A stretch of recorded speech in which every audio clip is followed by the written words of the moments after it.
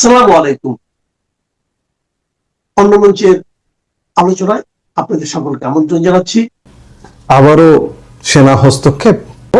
সেনা হস্তক্ষেপ বলতে রাষ্ট্রীয় ক্ষমতায় হস্তক্ষেপ নয়, ছোট একটি বিষয়, কিন্তু তারপরেও সামগ্রিকভাবে এই নির্বাচনকালীন সময় বিষয়টি বড়।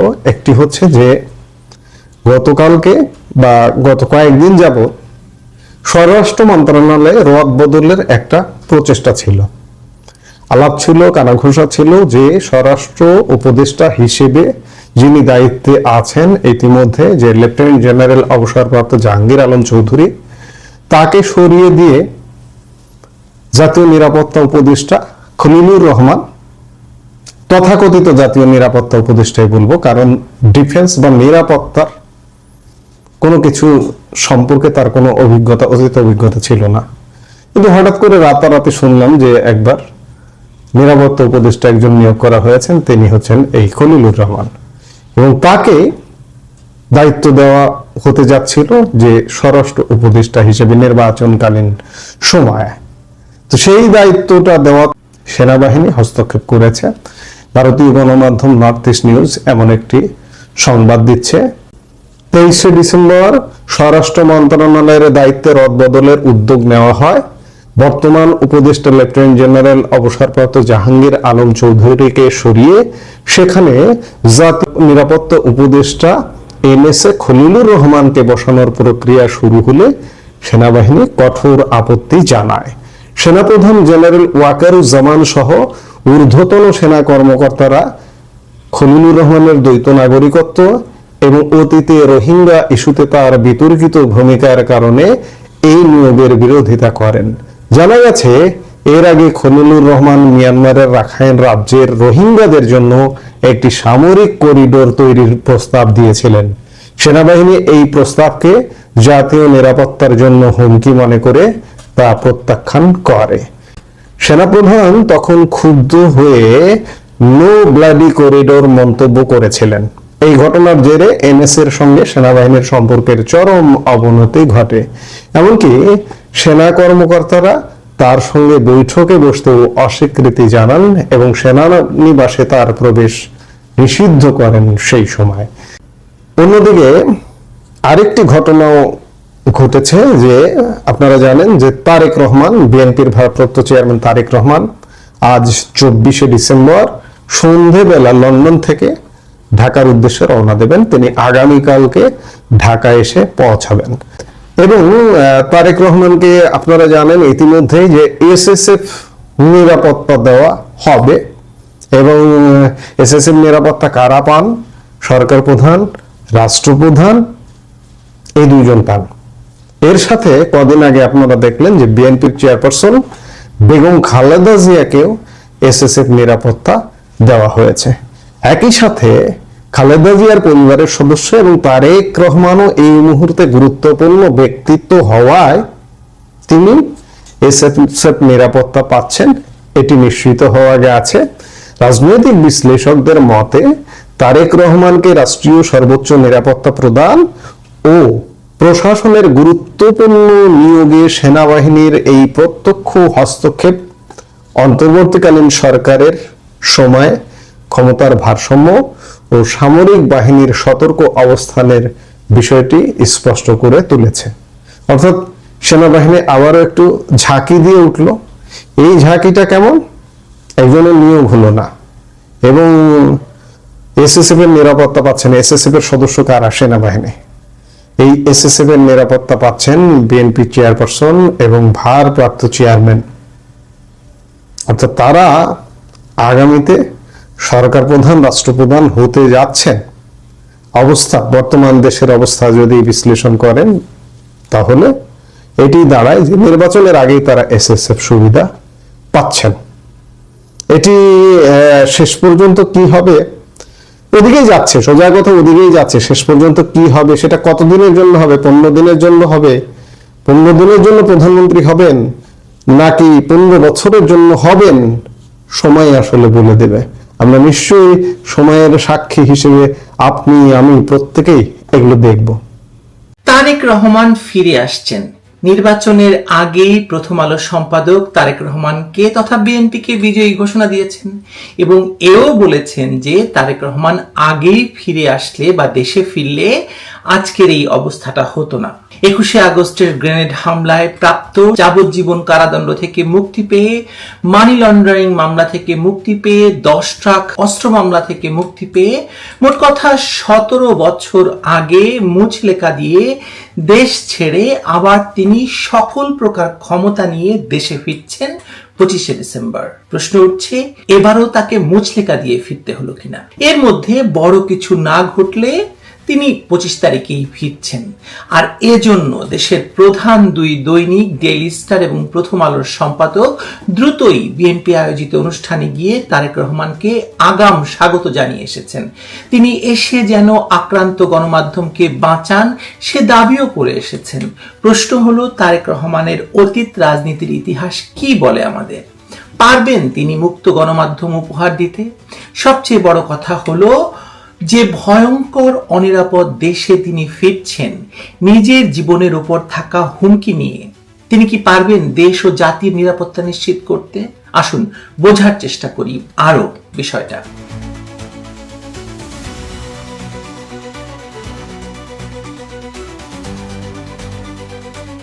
আর মাত্র একদিন পর অর্থাৎ 25শে ডিসেম্বর বিএনপির ভারপ্রাপ্ত চেয়ারপারসন তারেক রহমান দেশে ফিরবেন।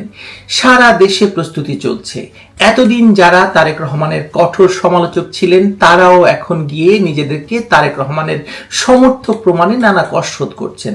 দীর্ঘ 17 বছর পর একজন বড় রাজনৈতিক নেতার দেশে ফেরা স্বাভাবিকভাবেই উত্তেজনা তৈরি করে, কিন্তু এখানে উত্তেজনাটা কেবল রাজনৈতিক নয়, এটি হিংস্র, গুজব নির্ভর এবং অস্বাভাবিক দ্রুততার সঙ্গে রূপ বদলানো এক আবহ তৈরি করেছে। কারণ এতদিন, বিশেষ করে বিগত 17 মাস ধরে তারেক রহমানের নিজস্ব দল ডিফ্যাক্টো ক্ষমতায় থাকার পরও তিনি কেন ফেরেননি সে প্রশ্নের উত্তর নিয়ে মানুষ সিদ্ধান্ত নিয়ে ফেলেছে যে তিনি আসলে নিরাপত্তার জন্য দেশে ফেরেননি। কিন্তু এখনো কি সে পরিস্থিতি বদলেছে, নাকি পরিস্থিতি আরো বিগড়েছে? হাদির গুলিবিদ্ধ হওয়া থেকে শুরু করে তার মৃত্যুর পর সারা দেশে ছড়িয়ে পড়া সহিংসতা, ধর্মীয় উন্মাদনা, মিডিয়া অফিসে আগুন, সংখ্যালঘু হত্যা, এসব কিছু একে অপরের সঙ্গে আলাদা আলাদা ঘটনা হিসেবে দেখার কোনো সুযোগ নেই। এগুলো একটি ধারাবাহিকতার অংশ, যে ধারাবাহিকতায় প্রথমে আবেগ উস্কে দেওয়া হয়েছে, তারপর সেই আবেগকে রাজনৈতিক দিক নির্দেশনা দেওয়া হয়েছে, আর শেষে সেটিকে ব্যবহার করা হয়েছে রাষ্ট্রীয় কাঠামোকে চাপে ফেলতে। এই চাপ শুধু একরকম নয়, বরং তা বহুবিধ চাপ। হাদিকে ঘিরে যে ম্যানুফ্যাকচার্ড হিরোইজম তৈরি করা হয়েছিল সেটি ছিল সন্দেহজনকভাবে দ্রুত এবং সর্বগ্রাসী।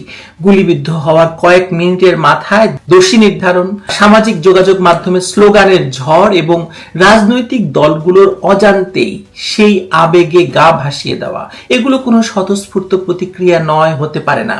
এগুলো পরিকল্পিত আবহ তৈরি করার ক্লাসিক প্যাটার্ন। এখানে আশ্চর্যের বিষয় হচ্ছে বিএনপিও সেই আবহে ঢুকে পড়েছিল, বুঝে বা না বুঝেও। তারপর দৃশ্যপট বদলে গেল। হঠাৎ করে আওয়ামী লীগ এবং ভারতের বিরুদ্ধে মিছিল, সাংবাদিকদের দালাল তকমা দেওয়া, নির্বিচারে গ্রেপ্তার, রিমান্ডে পাঠানো, সবকিছু যেন একসঙ্গে বিস্ফোরিত হলো।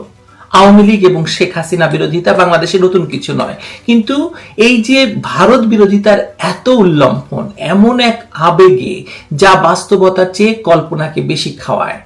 সীমান্ত পাড়ি দিয়ে অপরাধী পালানো এদেশে নতুন কিছু নয়, কিন্তু প্রতিবারই সেটাকে ভারতীয় ষড়যন্ত্র বানিয়ে তোলার যে তাড়াহুড়া, মানে এবার যেটা আরো ভয়ঙ্কর হলো, তাতে স্পষ্ট হয়ে গিয়েছিল যে হাদি হত্যাকাণ্ডের পেছনে অনেক কারণের মধ্যে তারেক রহমানকে ফিরতে না দেওয়াটাও একটা বড় কারণ হতে পারে।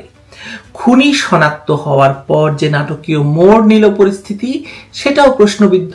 ছাত্রলীগের কর্মী হিসেবে পরিচয় পাওয়া এক ব্যক্তিকে ঘিরে মুহূর্তে লীগ ধর জবাই কর মানসিকতা, আবার একই সাথে বিএনপিকে দায়ী করার বুদ্ধিভিত্তিক কসরত, এই দুই বিপরীত প্রবণতা একই সময়ে চলেছে।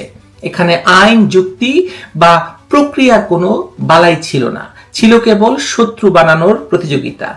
এখন তো শোনা যাচ্ছে যে হাদি হত্যাকাণ্ডে মির্জা আব্বাসের নামে মামলাও হতে পারে, আর সেই মামলায় হয়তো তারেক রহমানের নামও জানানো হতে পারে। দেখা যাক। এই প্রেক্ষাপটে হাদির মৃত্যুর পর যা ঘটেছে সেটি আরো ভয়াবহ। ধর্মীয় উন্মাদনা, দেশব্যাপী অগ্নিসংযোগ, হুমকি, ভয়ঙ্কর সহিংসতা আর সংখ্যালঘু হত্যার মতো ঘটনা দেখিয়ে দিয়েছে যে এই আবেগকে নিয়ন্ত্রণ করছে এমন শক্তি যাদের লক্ষ্য শুধু প্রতিশোধ নয়, ক্ষমতা। তারা জানে নির্বাচন আসছে, তারা জানে একটি স্বাভাবিক নির্বাচন হলে তাদের প্রয়োজন ফুরিয়ে যাবে। তাই লাশ দরকার, আতঙ্ক দরকার, অচলাবস্থা দরকার। তার মানে তারেক রহমান ফিরছেন এমন এক সময়ে যখন রাষ্ট্রের ভেতরে প্রতিষ্ঠানগুলো নড়বড়ে আর রাজনীতির মাঠ দখল করেছে রাস্তাঘাটের শক্তি।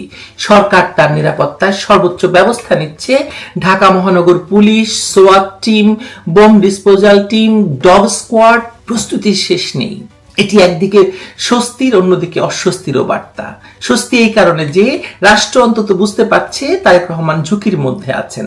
অস্বস্তি এই কারণে যে একজন রাজনৈতিক নেতাকে দেশে ফিরতেও যদি যুদ্ধক্ষেত্রের প্রস্তুতি নিতে হয়, তাহলে বাকিদের নিরাপত্তা কোথায়? এখানে আরেকটি প্রশ্ন খুব গুরুত্বপূর্ণ। সরকার কি নিরাপত্তা দেওয়ার নামে তারেক রহমানকে একথাই বলতে চাইছেন যে আপনার রাজনীতি এবং আপনার বেঁচে থাকা নির্ভর করছে আমাদের উপর? শুধু তাই নয়, সরকার তো তার জামিন বিষয়েও বেশ খেলা খেলেছিল, আমরা জানতাম।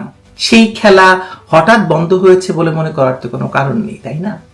আর তারেক রহমানের নিরাপত্তাই যখন প্রশ্নবিদ্ধ, তখন দেশের মিডিয়ার নিরাপত্তা কেমন তা তো আমরা 2024 সালের আগস্ট থেকে দেখে আসছি। প্রথম আলো এবং দ্য ডেইলি স্টার অফিসে আগুন দেওয়া, সাংবাদিকরা আটকে পড়া এবং হেনস্থা হওয়া, এগুলো কোনো বিচ্ছিন্ন ঘটনা নয়। এগুলো আমাদের স্পষ্ট বলে দিচ্ছে যে কথা বললেই দরকার হলে পুড়িয়ে মারা হবে। এই বাস্তবতায় মতিউর রহমান এবং মাহফুজ আনাম যখন তারেক রহমানের প্রত্যাবর্তনকে ঘিরে গণতন্ত্র, মিডিয়ার স্বাধীনতা, সহনশীলতার কথা বলেন, তখন সেটি একটি নৈতিক আহ্বান তো বটেই, কিন্তু এক ধরনের আত্মরক্ষার আকুতিও। কারণ মাহফুজ আনাম স্পষ্ট করেই বলছেন যে এখন মত প্রকাশের স্বাধীনতা তো দূরের কথা, জীবনের কোনো নিরাপত্তা নাই, বেঁচে থাকার কোনো নিরাপত্তা নাই। বেঁচে থাকলে সব হবে, আগে তো বাঁচতে হবে। যদিও শেখ হাসিনার আমলে মাহফুজ আনাম কিন্তু মত প্রকাশের স্বাধীনতাই দাবি করেছিলেন। তার মানে তখন বেঁচে থাকাটা সমস্যাময় ছিল না, তাই না? এখন প্রশ্ন হলো, তারেক রহমান কি আদৌ এমন অবস্থানে আছেন যেখানে থেকে তিনি অন্যদের নিরাপত্তার নিশ্চয়তা দিতে পারবেন, যখন তার নিরাপত্তায় প্রশ্নবিদ্ধ? তিনি নিজেই তো এই অগ্নিগর্ভ রাজনীতির কেন্দ্রে আছেন। তার নাম জড়িয়ে আছে এমন এক অতীতের সাথে যেটি এখনো এই দেশের রাজনৈতিক স্মৃতিতে তরতাজা, যেখানে তিনি 21শে আগস্টের গ্রেনেড হামলার সঙ্গে জড়িত এবং সাজাপ্রাপ্ত। তার নাম জড়িত পার্শ্ববর্তী দেশে অস্থিতিশীলতা সৃষ্টির সঙ্গে, 10 ট্রাক অস্ত্র আমদানির সঙ্গে। তার কথা শোনা যায় দেশের ভেতর প্রতিবেশী রাষ্ট্রের বিচ্ছিন্নতাবাদীদের আশ্রয় দেওয়ার জন্য। তার এত সব নেতিবাচক অতীতকে পাশ কাটিয়ে ভবিষ্যতের কোনো ইতিবাচক আশ্বাস দেওয়া তার পক্ষে কি খুব সোজা হবে? আমার মনে হয় না। বিশেষ করে যখন তার চারপাশে যে শক্তিগুলো এখন সক্রিয় আছে, তারা কোনো গণতান্ত্রিক প্রক্রিয়ায় বিশ্বাস তো করেই না। তারা আসলে বাংলাদেশের ধ্বংস চায়। মতিউর রহমান বলেছেন রাজনৈতিক শূন্যতার কথা, সেটি সত্য, কিন্তু এই শূন্যতা পূরণ হবে কি দিয়ে? দায়িত্বশীল রাজনীতি দিয়ে নাকি আরো সংগঠিত উন্মাদনা দিয়ে? মাহফুজ আনাম বলেছেন নতুন মিডিয়া পরিবেশের কথা, সেটিও জরুরি, কিন্তু মিডিয়া টিকে থাকবে কিভাবে যদি প্রতিটি সংকটে তারা প্রথম টার্গেট হয়? তারেক রহমানের নিজের সামনেই এখন বহুমুখী চ্যালেঞ্জ দেখা যাচ্ছে। একদিকে নিজের রাজনৈতিক টিকে থাকা, শারীরিক নিরাপত্তা এবং দলের নিয়ন্ত্রণ, অন্যদিকে একটি ন্যূনতম আশ্বাস তৈরি করা যে ক্ষমতায় এলে তিনি এই মব রাজনীতির লাগাম টানবেন। কিন্তু সেই আশ্বাস বিশ্বাসযোগ্য হবে তখনই যখন তিনি স্পষ্টভাবে এই সহিংস শক্তিগুলোর বিরুদ্ধে অবস্থান নেবেন। অর্ধেক কথা, কৌশলী নিরাপত্তা বা পরিস্থিতির সুযোগ নেওয়ার রাজনীতি এখন আর কাজ করবে না। দেখুন, এখন দেশের যে অবস্থা, তাতে সবচেয়ে বড় প্রশ্নটা হলো এই দেশে এখন কে কাকে বাঁচাবে? নিজে বাঁচলে বাপের নাম, এই যে প্রচলিত বাংলা প্রবাদ, সেই আলোকে যদি আপনি পরিস্থিতি বিশ্লেষণ করেন, তাহলে এই প্রশ্ন তো তুলতেই হবে যে একজন নেতা কি আগে নিজেকে বাঁচাবেন নাকি সেই রাষ্ট্রীয় কাঠামোকে বাঁচানোর চেষ্টা করবেন, যেটি ভেঙে পড়লে তিনি নিজেও টিকবেন না।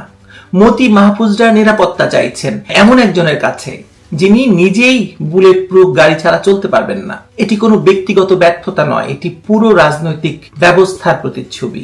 এই মুহূর্তে সবচেয়ে বিপজ্জনক বিভ্রম হলো এটা ভাবা যে নির্বাচন হলেই আর বিএনপি বা তারেক রহমান ক্ষমতায় এলেই বাংলাদেশে সব ঠিক হয়ে যাবে, বাংলাদেশ নিরাপদ হয়ে যাবে, বাংলাদেশের গণতন্ত্র ফিরে আসবে, বাংলাদেশে সব হবে। যদি এই সহিংস আবেগ, এই লাশ নির্ভর রাজনীতি, এই মব সংস্কৃতি এখনই চ্যালেঞ্জ না করা হয়, তাহলে যেই ক্ষমতায় আসুক সেই হবে পরবর্তী জিম্মি। তারেক রহমানের প্রত্যাবর্তন সেই লড়াইয়ের শুরু হতে পারে, আবার সেটিই হতে পারে আরেকটি হারানোর সুযোগও।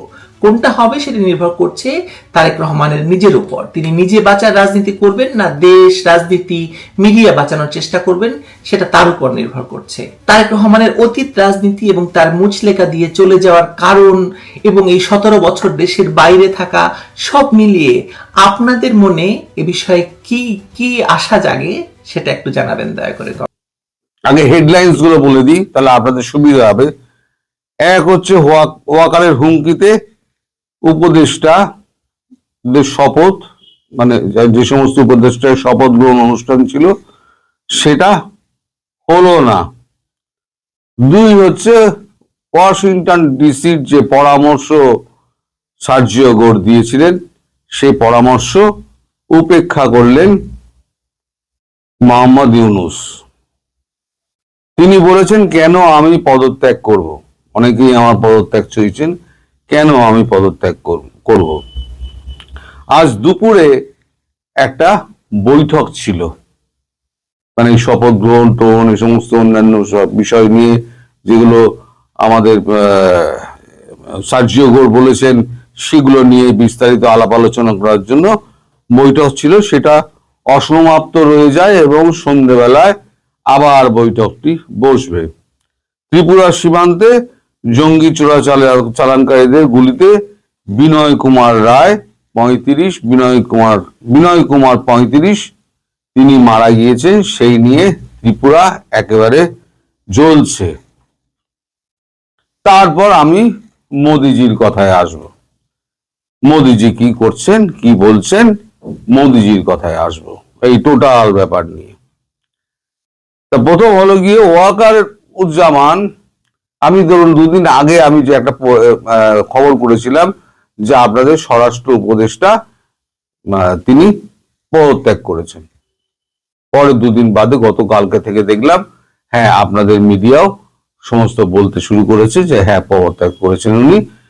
কিন্তু সেটা পদত্যাগ পত্রটা ছিল ওয়াকার এর কাছে, ইউনূসের কাছে, ইউনূস সেটা প্রকাশ করেননি। এখন খলিলুর রহমানের কথাই বলেছিলাম, খলিলুর রহমানকে স্বরাষ্ট্র উপদেষ্টা করার ব্যাপারে উনি যখন একেবারে স্থির করে ফেলেন তখন ওয়াকারুজ্জামান জানতে পেরে ওয়াকারুজ্জামান একদম তীব্র ধমক দেন। এমনি ওয়াকারুজ্জামান এক হচ্ছে এই খলিলুর রহমানকে দেখতে পারেন না। আপনার মনে আছে ওনার ওই এতে ঢোকা, ওনাদের ক্যান্টনমেন্টে ঢোকা ওনার নিষেধ করে দিয়েছিলেন ওয়াকারুজ্জামান।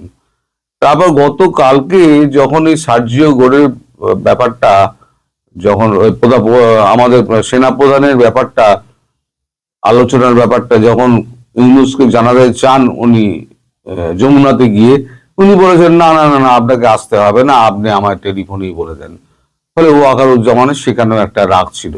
সেই দুটো রাগ মিলিয়ে আজকে একসঙ্গে ছেড়ে দিয়েছেন ওয়াকারুজ্জামান। যদি বলেছেন যদি এই শপথ গ্রহণে যদি স্বরাষ্ট্র উপদেষ্টা হিসেবে যদি এই খলিলুর রহমান যদি পদ আপনি দেন তাহলে পরে আমি দেশ অচল করে দেবো। পরিষ্কার হুমকি দিয়ে বলেছেন দেশ আমি অচল করে দেবো। অর্থাৎ উনি মাঠ থেকে সেনাবাহিনীকে পুরো তুলে নেবেন, এবার দেশ সামলা। ব্যাপারটা এইরকম জায়গায় পৌঁছেছে। তো ওয়াকারুজ্জামানের এই হুমকি দেওয়ার পর এখন শপথ গ্রহণ, ওই জন্য বৈঠকটাকে পিছিয়ে দেওয়া হয়েছে। আপাতত কোনো শপথ গ্রহণ অনুষ্ঠান আপনাদের হচ্ছে না, কারণ বিভিন্ন জায়গা থেকে এই 26 অক্ষরের যে নামের যে ছেলেটা সে পদত্যাগ করেছে আলাদা দৌড়ে বলে, মাহফুজ পদত্যাগ করেছে। তারপর তো স্বরাষ্ট্র উপদেষ্টার পদত্যাগ তো মৌলবাদীরা চাইছিল, তিনি পদত্যাগ করে দিয়েছেন, সে পদত্যাগ পত্রটা জমা ছিল। ফলে 3টে জায়গায় এখন শপথ গ্রহণ অনুষ্ঠান ছিল, সেটা হচ্ছে না। 2 হচ্ছে ওয়াশিংটন ডিসির যে পরামর্শ সার্জিও গোরের, যে এই এই জিনিসগুলোকে ঠিক করতে হবে। গতকালকের ভিডিওতে আমি বলেছিলাম, আপনাদের কাগজও একটি কাগজে ফিনান্সিয়াল এক্সপ্রেস বোধহয় বা ফিনান্সিয়াল টাইমস এরকম একটা কিছু নাম আছে আপনার একটা কাগজে, সেখানেও এই খবরটা বেরিয়েছে। তো ওয়াকার আমাদের মোহাম্মদ ইউনূস তিনি বলেছেন এইখানে কিছু উপদেষ্টা রয়েছে, তারা এই সমস্ত উস্কানি দেন, তারা হচ্ছেন উস্কানিদাতা, আসল উস্কানিদাতা তারা। বলে তারা যখন উস্কানি দিচ্ছেন তার দায় আমি কেন নেব? আমাকে কেন পদত্যাগ করতে হবে?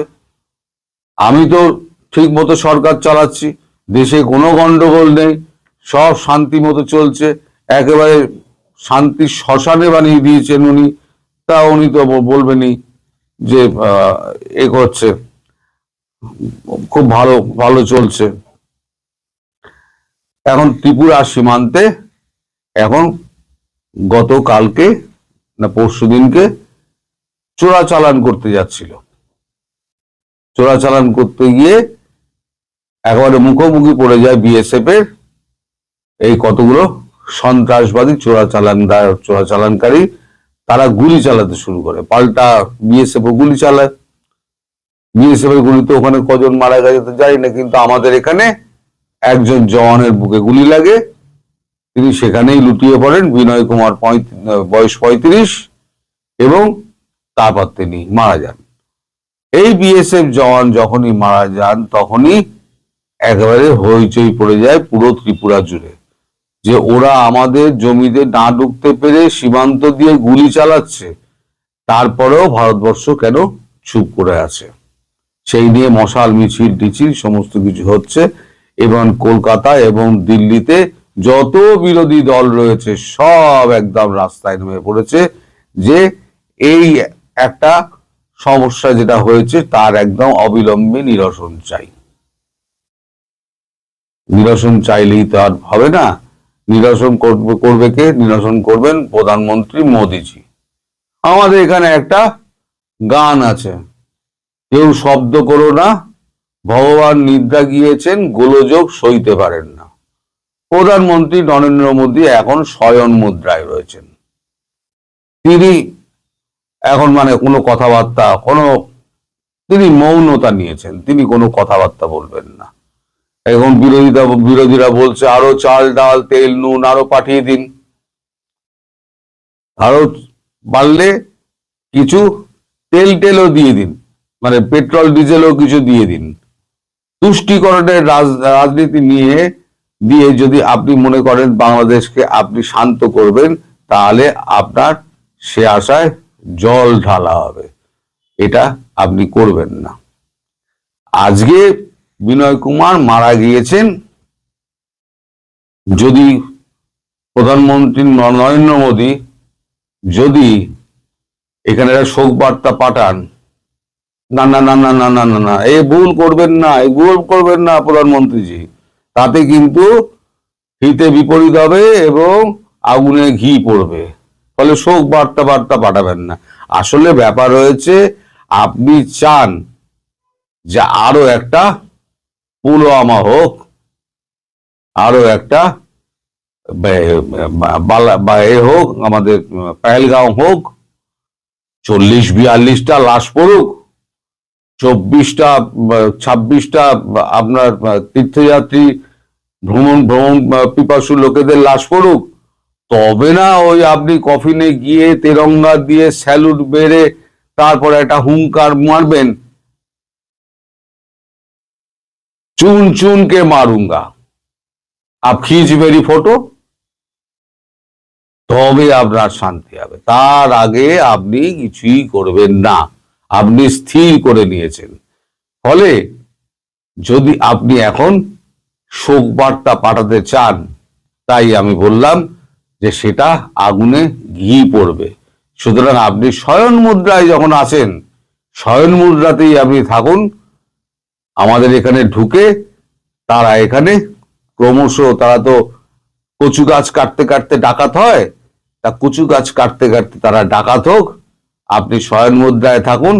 যখন দেখবেন অর্ধেক ভারতবর্ষ যখন হয়ে গেছে, অশান্ত হয়ে গিয়েছে, চারদিকে আগুন জ্বলছে, বাংলাদেশের একেবারে পরবর্তী একটা বাংলাদেশ, এখানে এক ভারতবর্ষ তৈরি হবে, তখন আপনি শয়ন মুদ্রা থেকে উঠে তখন বলবেন মারো, এ আব টাইম হুয়া হ্যায়, আব মারো। ততক্ষণে যা ক্ষতি হবার তা হয়ে গিয়েছে। আপনি যদি মনে করেন আপনি তুষ্টিকরণের রাজনীতি করে আপনি হিন্দুদের রক্ষা করবেন, আপনি বিন্দুমাত্র করতে পারবেন না। তার থেকে যেটা আপনি প্ল্যান করেছেন যে 10-12টা অঞ্চল সীমান্তে আপনি মানবিক করিডোর করে হিন্দুগুলোকে আপনি এপারে নিয়ে আসার ব্যবস্থা করা, সেইটা করার চেষ্টা করুন ওয়াকারুজ্জামানকে দিয়ে, চাপ দিয়ে, আন্তর্জাতিক প্রেসার দিয়ে। তাহলে যদি এটা কাজ হয়, না হলে পরে আপনার এই শয়ন মুদ্রায় থেকে আপনার মানে কর্ণঘোর যদি কিছু না পৌঁছায়, তাহলে পরে ভারতবর্ষ অশান্ত হবে এবং বাংলাদেশ আরো জ্বলবে এবং তার ফল ভোগ করতে হবে আমাদের। আপনি ভোটের রাজনীতি করুন, তবে নিশ্চিতভাবে এটা বলতে পারি আপনি যদি এইভাবেই চলতে থাকেন তাহলে 2029-এ বিজেপি সংঘ পরিবার মুখ পরিবর্তন করবে। আমি বাধ্য হয়ে আজকে এই কথাটা বললাম, আপনি লিখে রেখে দিন, সংঘ পরিবার আপনার পাশে থাকবে না। কারণ মোহন ভাগবত যা বলে গিয়েছেন সেটা হচ্ছে কঠোর বার্তা বলে গিয়েছেন, পৌঁছে দিয়েছেন। আপনার কূটনীতি, আপনার রাজনীতি সমস্ত ওই সন্ন্যাসের সময় চললো ছোলা, তুললো ধোলা, ঝোলা আর চললো ভোলার মতো সত্যিকারের একদিন প্রমাণিত হয়ে যাবে আপনার আচরণ থেকে মনে হচ্ছে। সবাই ভালো থাকবেন, সুস্থ থাকবেন এবং সাবধানে থাকবেন। আর প্রধানমন্ত্রী মোদিজি, আপ